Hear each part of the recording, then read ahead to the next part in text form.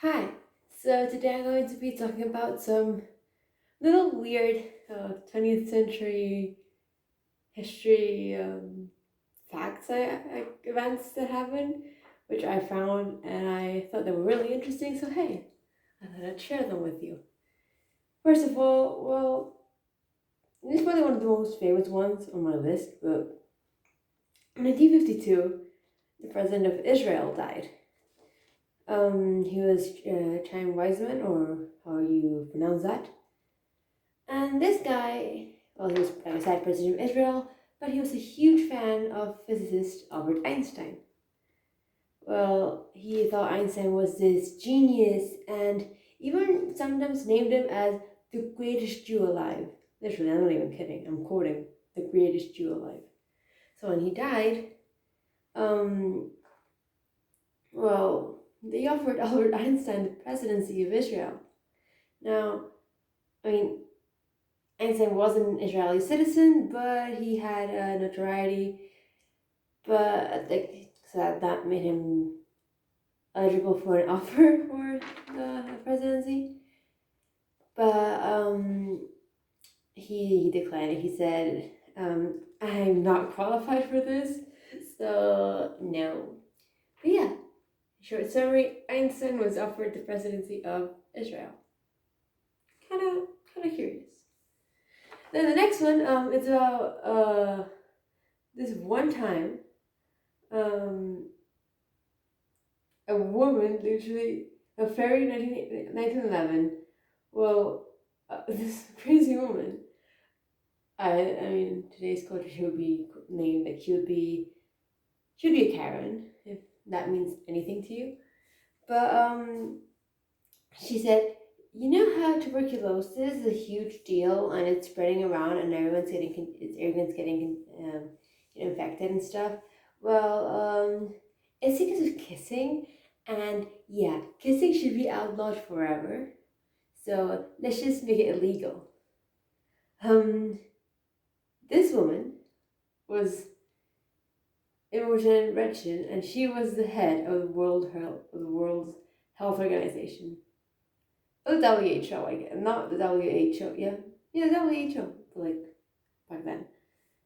Her campaign was really unpopular because people really wanted they would rather keep on kissing and get infected rather than just stop kissing altogether. Which, I mean, I get both sides, but it's kind of funny.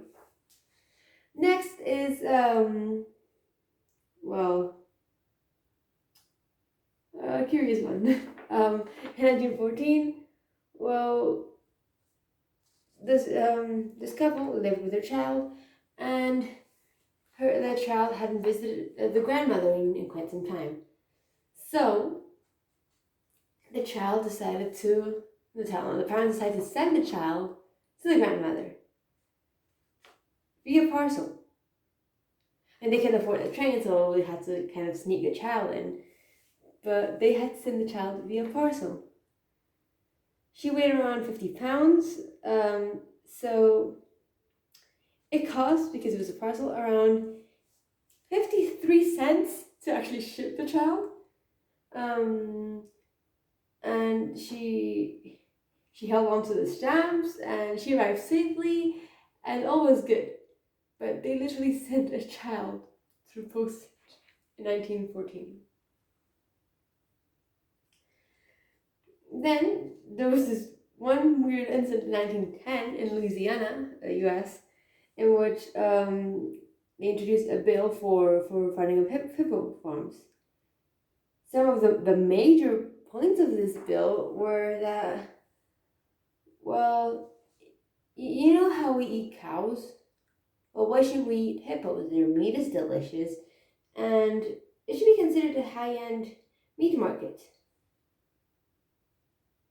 Hippos. Yes. Hippos. Hippopotamus, yeah. Well, Congress never really voted on the bill, so it was back down. But imagine just going to McDonald's and saying, hey, can I have a hippo burger? Then in 1950, this one farmer said, hey, I don't know who they called, but they called someone and said, "Hey, you know how I'm a farmer? Well, I've been having some problems. Can you help me?" Yeah. Well, it's something to do with my chickens. Yeah, they're exploding. I'm not even kidding. His chickens actually exploded. Um, well, I think he like made a noise. It's not just like they went poof. They actually like exploded. It was in Germany, and there was particles of carbide in the soil. After the war, right? And well, this carbide had mixed in with the water and had reacted, created a gas inside the chickens, and boom. Not the best way to go, I'm guessing. Then we have the epitome of American stupidity, right? So it's 1986 and you're in Cleveland. Okay? You're in Cleveland, 1986. And well, the town decides to, like city, do a fundraiser. All good, fundraiser. Well, yeah, the fundraiser, normal one, right? No, the fundraiser was in this fundraiser, 1.5 million balloons were sent to the sky. 1.5 million balloons.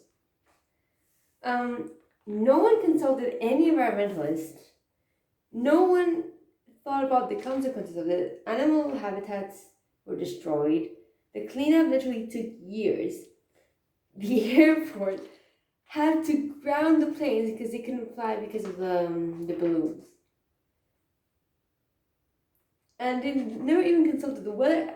Who on earth thought, hey, let's send 1.5 million balloons after the sky and see what happens?